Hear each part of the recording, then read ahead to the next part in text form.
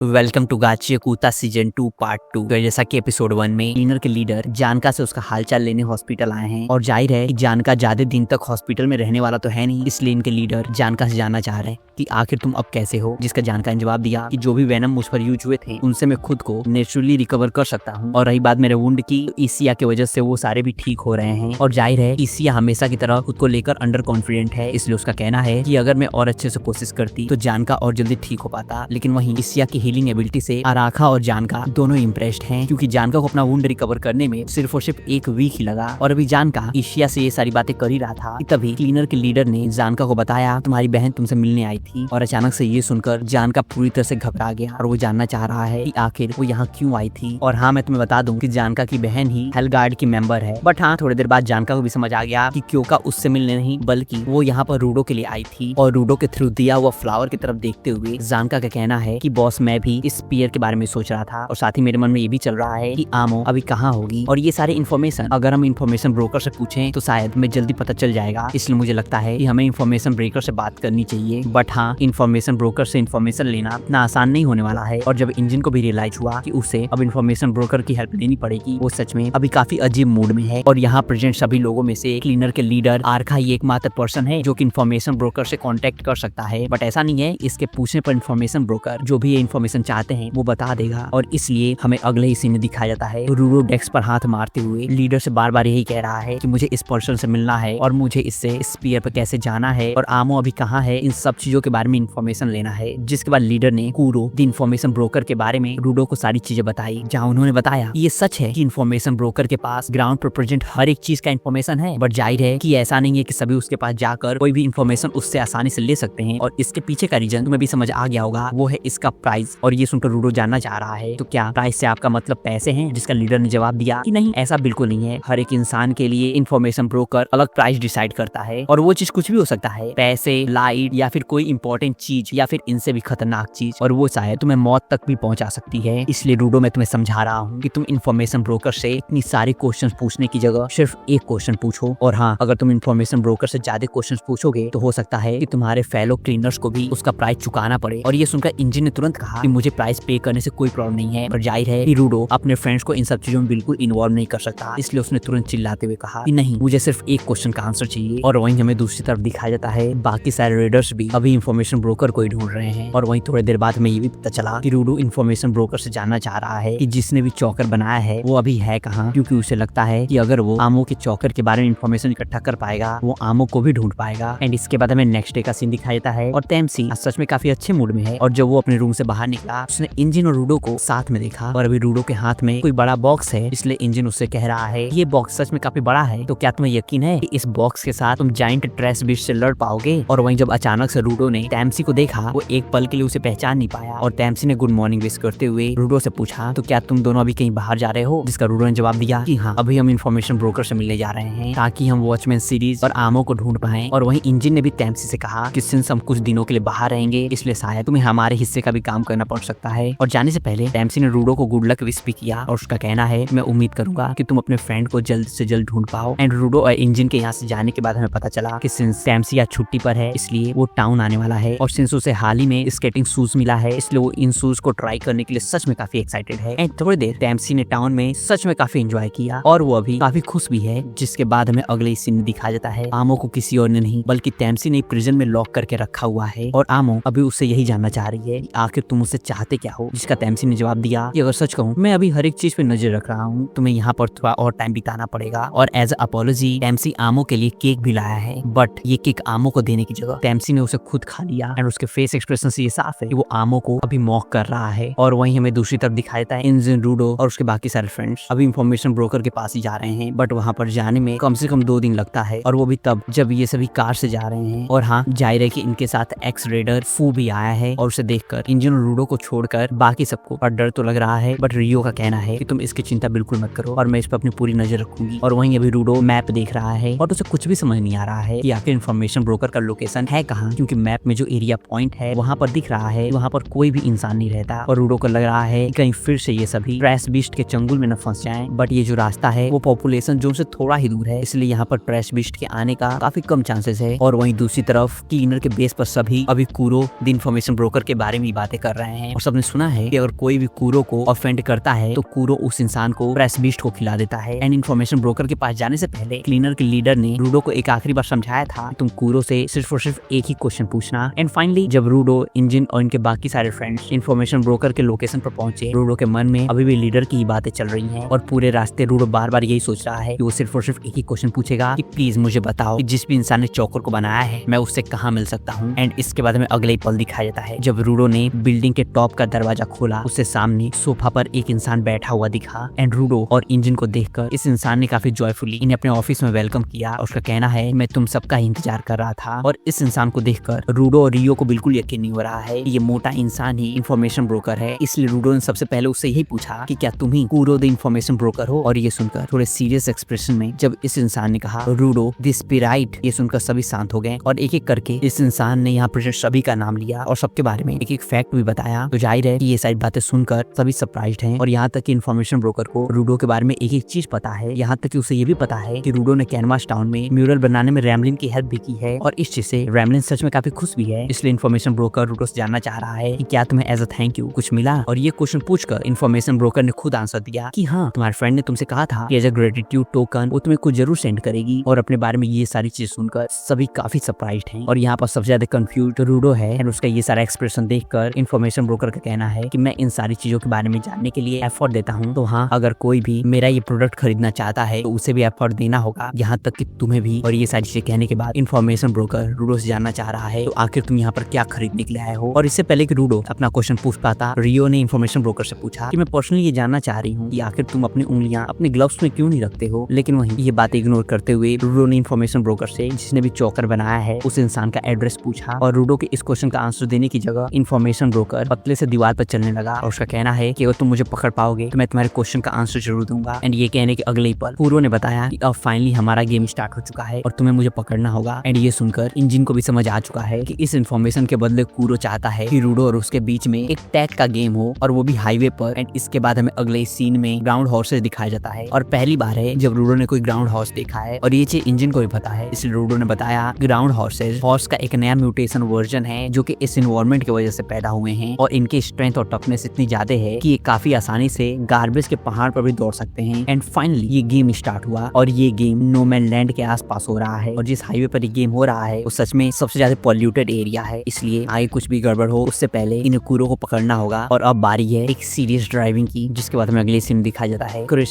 सच में काफी rough driving कर रहा है और इस चीज से इंजन भी काफी एक्साइटेड है। और गेम स्टार्ट होने से पहले कूरो ने सबसे कहा था कि वो सब आ ही रहे हैं और जैसे ये चीज रूडो को याद आई हमें अगले ही पल दिखाया जाता है लगातार ट्रैश बीस्ट का नंबर बढ़ते जा रहा है और इनके पीछे अब ट्रैश बीस्ट का एक पूरा क्राउड आ चुका है। और ये देखकर फू काफी जोरों से चिल्लाने लगा और उसे लग रहा है कि आज ये सब पक्का मरने वाले हैं। एंड धीमे धीमे ये सभी पॉल्यूटेड जोन में भी आ चुके हैं। इसलिए इंजन ने सबको बताया कि प्लीज जल्द से जल्द अपना मास्क पहन लो ताकि हम सब एक दूसरे को अच्छे डिफेंड कर सकें। एंड इसके बाद फाइनली ट्रैश बीस्ट और इनका बैटल स्टार्ट हुआ और इंजन और रूडो अभी कार के ऊपर हैं। और ऐसा नहीं है कि ये ट्रैश बीस्ट सिर्फ रूडो और उनके फ्रेंड्स पर ही अटैक कर रहे हैं, बल्कि ये सारे ट्रैश बीस्ट कूरो पर भी अटैक कर रहे हैं। एंड हमें नेक्स्ट सीन में दिखाया जाता है कि ट्रैश बीस्ट ने कार पर पूरी तरह से कब्जा कर लिया है, जिसके बाद इंजन ने एक ही स्लैश में कार के ऊपर प्रेजेंट सभी ट्रैश बीस्ट को डिस्ट्रॉय कर दिया। बट फिर भी ट्रैश बीस्ट का नंबर इतना ज्यादा है कि ये सब कम होने का नाम ही नहीं ले रहे हैं और ट्रैश बीस्ट लगातार इन पर अटैक किए जा रहे हैं। बट फिर भी रियो भी यहाँ पर हार मानने वाली नहीं है और वो भी इन ट्रैश बीस्ट से अपनी पूरी एनर्जी के साथ लड़ रही है। और सिंस रूडो की वजह से इसके फ्रेंड्स को भी प्राइस पे करना पड़ रहा है, इसलिए रूडो ने डिसाइड किया कि वो इन सारे ट्रैश बीस्ट को खत्म कर देगा। और साथ ही हमें यहाँ पता चला कि रूडो को रैमलिन ने एक ब्रश पेन दिया था, हालांकि इस ब्रश पेन में इंक नहीं है इसलिए रैमलिन उसे यूज नहीं कर सकती थी। इसलिए रूडो अपनी पावर के हेल्प से इस ब्रश को यूज करने वाला है, जिसके बाद हमें अगले सीन में दिखाया जाता है रूडो ने अपनी एबिलिटी के हेल्प से इस ब्रश में से जो इंक हाईवे पर स्प्लैश किया था ये सारे इंक देखते ही देखते स्पाइक में चेंज हो गए। और ये एबिलिटी देखकर कूरो भी सच में काफी सरप्राइज्ड है, क्योंकि रूडो के बारे में जो चीज कूरो को पता थी रूडो की एबिलिटी उससे भी ज्यादा पावरफुल है। और सिर्फ कूरो के लिए नहीं, इंजन के लिए भी रूडो की ये एबिलिटी सच में काफी सरप्राइजिंग है। और उसका कहना है कि कैनवास टाउन में तुमने लगता है खुद पर काफी काम किया है, जिसका रूडो ने जवाब दिया कि मैंने भी इस चीज से इतना एक्सपेक्ट नहीं किया था कि इतना पावरफुल होगा। और मैंने नोटिस किया है कि जब भी कोई मुझे कुछ सामान देता है और मैं उसकी पावर यूज करता हूँ तो वो सारी चीजें और पावरफुल हो जाती हैं। और वहीं ये सारी चीजें देखकर रियो को लग रहा है कि अगर चीजें ऐसी चलती रही तो ये सब जल्द ही नो मैन लैंड में पहुंचने से पहले कूरो को पकड़ पाएंगे। और वहीं ये सब चीजें देखकर फू अभी रिलैक्स्ड फील कर ही रहा था कि तभी यहाँ पर रेडर्स की टीम भी आ गई, क्योंकि वो सब भी अभी कूरो को ही ढूंढ रहे हैं। एंड ये देखकर सबको समझ आ चुका है कि कूरो को पकड़ना इतना आसान होने वाला नहीं है और अब ये चीज एक एक बैटल बन चुकी है जहाँ जो कूरो को सबसे पहले पकड़ेगा उसे सबसे पहले इन्फॉर्मेशन मिलेगी। और वहीं जैसे ही जोड़ियाल ने फू को देखा, उसका एक्सप्रेशन सच में काफी डरावना है क्योंकि फू ने अपनी टीम चेंज कर ली है। और ये फेस एक्सप्रेशन देखकर फू हेल्प के लिए चिल्लाने लगा। और वहीं कूरो के फेस पर एक स्माइल है जिससे साफ है कि कूरो को इस चीज के बारे में पहले से पता था कि जल्द ही यहाँ पर क्लीनर के साथ साथ रेडर भी आने वाले हैं।